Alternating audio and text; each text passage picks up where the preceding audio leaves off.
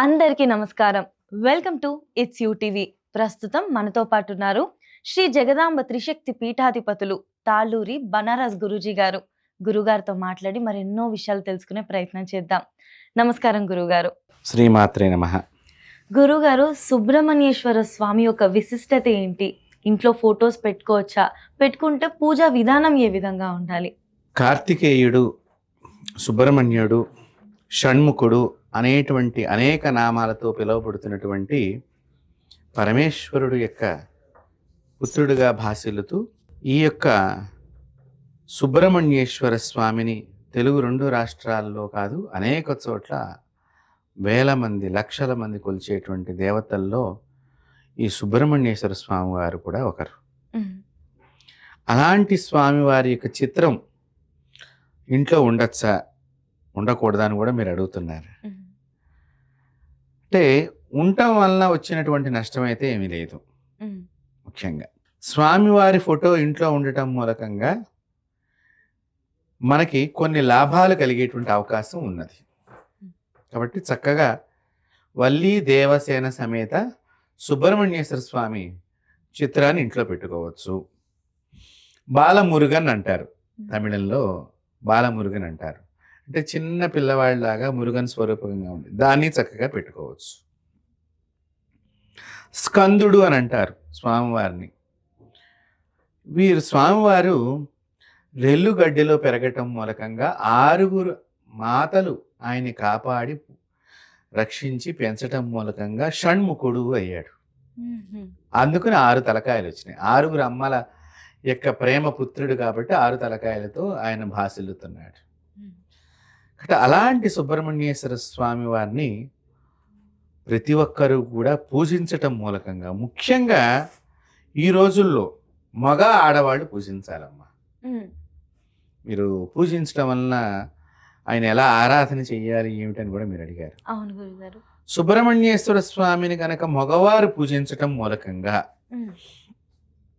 శుక్రవారం రోజున మగవారు కనుక పూజించినట్లయితే శుక్రకణాల యొక్క అభివృద్ధి జరుగుతుంది. ఈ శుక్రకణాలు అనేటువంటివి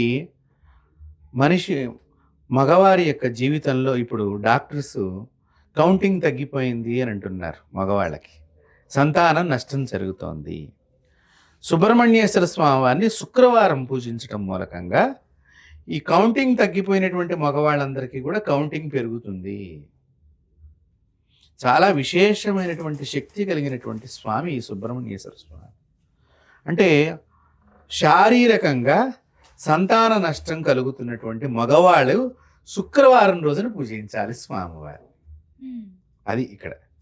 సో అప్పుడు వీరి యొక్క శుక్రకణాల యొక్క వృద్ధి జరిగి ఆ సంతాన నష్టాన్ని ఏదైతే వాళ్ళు ఉన్నారో ఆ దోషం పోయి సంతాన వృద్ధి కలిగి వారి జీవితం బాగుంటుంది. అలాగే ఈ సుబ్రహ్మణ్యేశ్వర స్వామిని చాలామంది పసిపిల్లలు ఉన్నటువంటి వాళ్ళు, చిన్న పిల్లలు, అంటే దగ్గరగా 6 సంవత్సరాల లోపు ఉన్నటువంటి పిల్లలు చాలామంది, లేదా 8 సంవత్సరాల లోపు ఉన్నటువంటి వారు అనారోగ్యం గురవుతూ ఉంటారు. మాట్లాడితే ఏదో ఒక రకమైనటువంటి అనారోగ్యం గురవటము, రకరకాలుగా ఇప్పుడు రకరకాల ఫ్లూస్ కూడా వస్తున్నాయి మనకి కాలంలో. ఈ స్వామివారిని కనుక కొలిచినట్లయితే పిల్లల యొక్క రక్షణ స్వామివారు చూస్తారు. అంత గొప్ప స్వామి. అయితే ఈ సుబ్రహ్మణ్యేశ్వర స్వామిని మీరు గురువారం రోజున పూజ చేయాలి పిల్లలందరి కోసం. గురువారం కనుక సుబ్రహ్మణ్యేశ్వర స్వామిని చక్కగా పూజించినట్లయితే పసుపు పువ్వులతో పూజ చేయాలమ్మా. పూజ చేసినట్లయితే స్వామి అనుగ్రహం కలిగి మీ పిల్లలు రక్షింపబడతారు. ఇంకా స్వామివారి పాదాలకు ఎక్కడన్నా మీకు మూర్తి అంటే విగ్రహం ఉందనుకోండి, అక్కడికి వెళ్ళి పూజ చేయండి. ఆ పూజ చేసినప్పుడు స్వామివారి పాదాలకి పసుపు రాయండి చక్కగా. ఆ రాసిన పసుపుని ఈ పిల్లల యొక్క నుదుటిన పెట్టడం మూలకంగా వీరికి రోగం తగ్గిపోతుంది. చక్కగా అంత గొప్ప దైవిక శక్తుల్లో అమ్మవారి యొక్క శక్తిని, అయ్యవారి యొక్క శక్తిని, అంటే పార్వతీ పరమేశ్వరుల యొక్క శక్తిని కలిపి పొందినటువంటి వాడు స్కందుడు. అలాంటి స్వామివారిని స్త్రీలు అంటే ప్రెగ్నెన్సీ రాకపోవటము, గర్భసంచి లోపల నీటి బుడగలు అని ఇప్పుడు మనం వింటున్నాం. అలాగే గర్భసంచి లోపల గడ్డలు రావటము, గర్భసంచి మీద గడ్డలు రావటము, ఫెలోపియన్ ట్యూబ్ అని అంటాం అవును. ఇంగ్లీష్లో. అంటే గర్భసంచికి వెళ్ళేటువంటి ద్వారం.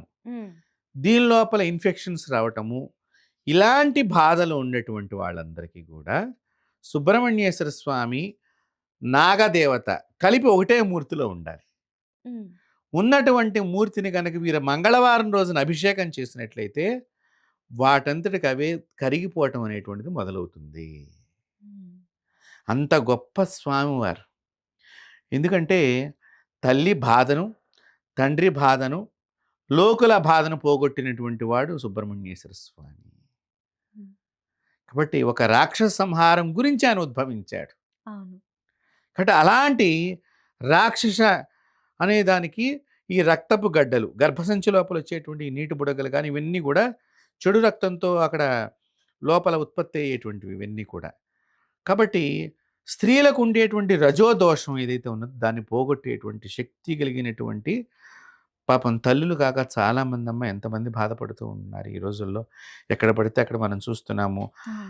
పిల్లలకు సంతానం కావాలా, సంతాన సాఫల్య కేంద్రాలని రకరకాలుగా వింటున్నాము.